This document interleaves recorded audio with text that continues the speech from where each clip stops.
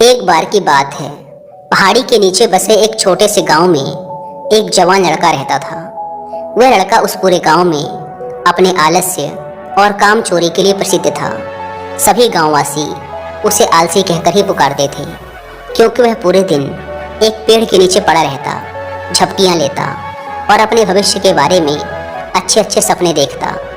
उसके दिन ऐसे ही आलस्य में गुजर रहे थे। लेकिन एक दिन उस गांव में एक बौद्ध भिक्षु पधारे, जो कि अगले 3 दिनों तक उसी गांव में ठहरने वाले थे। बौद्ध भिक्षु गांव में भिक्षा मांगते, दिन भर लोगों को उपदेश देते और रात्रि में गांव के बाहर बने बौद्ध मठ में विश्राम करते। बौद्ध भिक्षु जब भी भिक्षाटन के लिए जाते और भिक्षा लेकर वापस लौटते, तो वो हर बार उस जवान लड़के को उसी पेड़ के नीचे लेटा हुआ पाते। बौद्ध भिक्षु 2 दिनों तक ये सब देखते रहे और वो समझ गए कि यह लड़का मानसिक आलस्य का गुलाम है। तीसरे दिन जब बौद्ध भिक्षु भिक्षा लेकर वापस लौट रहे थे, तो वह उस लड़के के पास गए, जो कि अभी भी उसी पेड़ के नीचे लेटा हुआ था। भिक्षु ने लड़के से कहा, बेटे, मेरे पास तुम्हारे लिए एक काम है। मैं चाहता हूँ कि तुम उस पहाड़ी की चोटी तक जाओ और वहाँ से मेरे लिए एक पंख लेकर आओ। लड़के ने लेटे लेटे ही अपना सिर पहाड़ी की तरफ घुमाया और उसकी सबसे ऊंची चोटी तक अपनी नज़र दौड़ाई। उसके बाद उसने बौद्ध भिक्षु की तरफ देखा और उपहास उड़ाते हुए कहा, यह असंभव है, मैं उस पहाड़ी के शिखर तक नहीं जा सकता, मैं बहुत आलसी हूँ। बौद्ध भिक्षु ने मुस्कुराते हुए कहा, अरे, लेकिन मुझे जिस पंख की तलाश है वो इस पहाड़ी के शिखर पर भी नहीं मिलेगा।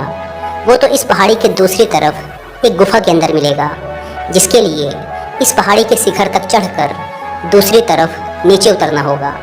लेकिन वह कोई साधारण पंख नहीं है। ऐसा पंख तुमने आज तक नहीं देखा होगा। वो एक बहुत ही दुर्लभ लेकिन सुंदर पंख है, जो अपनी रोशनी बिखेरता है। भिक्षु की इन बातों से उस लड़के के अंदर उत्सुकता जागी। उसने आज से पहले ऐसे किसी पंख के बारे में कभी नहीं सुना था और ऐसे रोमांचक सफर के बारे में सोचकर वह अंदर से उत्साहित हो उठा। इसीलिए उसने भिक्षु की चुनौती को स्वीकार करने का निश्चय किया और वह पहाड़ी की तरफ चल पड़ा। लेकिन चढ़ाई बहुत लंबी और कठिन थी। जल्द ही लड़के का शरीर थकने लगा, सांस फूलने लगी और शरीर से काफ़ी पसीना बहने लगा। लेकिन फिर भी उसने चलना जारी रखा। वो जैसे जैसे ऊपर और ऊपर चढ़ता गया, उसे प्रसन्नता और उत्साह की अनुभूति होने लगी, जिसे उसने आज से पहले कभी महसूस नहीं किया था।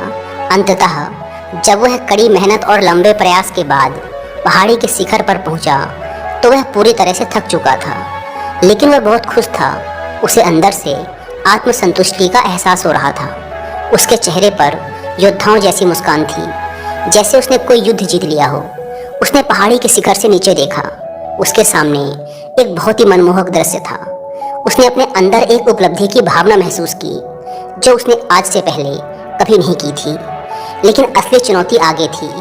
लड़के को पहाड़ के दूसरी ओर उतरना था और उस गुफा को ढूंढना था जहां पंख के मिलने की बात कही गई थी। नीचे उतरना और भी ज़्यादा मुश्किल व खतरनाक था, क्योंकि ढलान ज़्यादा खड़ी थी और चढ़ाई के समय लड़का कई बार लड़खड़ाया और गिरा भी था, तो वह डर भी उसके अंदर था।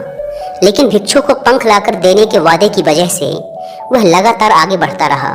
काफ़ी खोज मशक्कत और कड़ी मेहनत के बाद जब वह अंत में गुफा तक पहुंचा, तो उसने देखा कि पंख वहीं पड़ा हुआ था, जो गुफा के प्रवेश द्वार से छनकर आ रही रोशनी में चमक रहा था। उसने पंख उठाया, लेकिन उसकी सुंदरता को देखकर अचंभित रह गया। वह काफ़ी देर तक पंख को ही घूरता रहा, लेकिन फिर अचानक उसे याद आया कि अभी तो उसे वापस भी जाना है। उसने खुद की तरफ देखा। वह पूरी तरह से थक चुका था। वह चिंतित हो गया कि वह पहाड़ पर कैसे चढ़ेगा और भिक्षु तक पंख कैसे पहुंचाएगा। एक पल के लिए उसने हार मानने के बारे में सोचा, लेकिन फिर उसे वह उपलब्धि और गर्व की भावना याद आ गई, जो उसने पहाड़ी के शिखर पर पहुंचने पर महसूस की थी। उसे एहसास हुआ कि उसके अंदर इस सफ़र को दोबारा पूरा करने की ताकत और दृढ़ संकल्प है। वह दोबारा पहाड़ी पर चढ़ने लगा। उसकी मांसपेशियों में दर्द हो रहा था, पैर कांप रहे थे, फेफड़े फटे जा रहे थे। वह कई बार लड़खड़ाकर गिर भी पड़ा, लेकिन उसने हार नहीं मानी। वह खुद को आगे बढ़ाने के लिए लगातार प्रेरित करता जा रहा था। अथक प्रयास और घंटों की कड़ी मेहनत के बाद अंततः जब वह बौद्ध भिक्षु के पास पहुंचा, और उनके हाथों में वह पंख रखा तो उसकी खुशी का ठिकाना ना रहा। उसे महसूस हुआ कि आज उसने अपने आलस्य पर काबू पा लिया है और कुछ महत्वपूर्ण करके दिखाया है। उसके चेहरे पर इतनी खुशी और संतुष्टि का भाव देखकर बौद्ध भिक्षु मुस्कुराए और बोले, बहुत बढ़िया मेरे बच्चे, आज तुमने जीवन का एक बहुत ही महत्वपूर्ण सबक सीखा है कि आलस्य कोई ऐसी चीज नहीं है जिसे स्वीकार कर लिया जाए या सहन किया जाए। आलस्य एक चुनौती है जिसे दूर करना होगा। यह एक बाधा है जिसे पार करना होगा और आलस्य को खत्म करने के लिए तुम्हें अपना पहला कदम उठाना ही पड़ेगा। अपने लक्ष्य की ओर चलना ही पड़ेगा और तब तक चलते रहना पड़ेगा जब तक तुम अपनी मंजिल को हासिल नहीं कर लेते। लड़के ने भिक्षु के शब्दों की गहराई और उसके महत्व को समझते हुए हाँ में अपना सिर हिला दिया। आज उसे एहसास हुआ कि वह हमेशा से ही बड़ी और महान चीज़ों को करने में सक्षम था, लेकिन उसके आलस्य ने उसे रोक रखा था।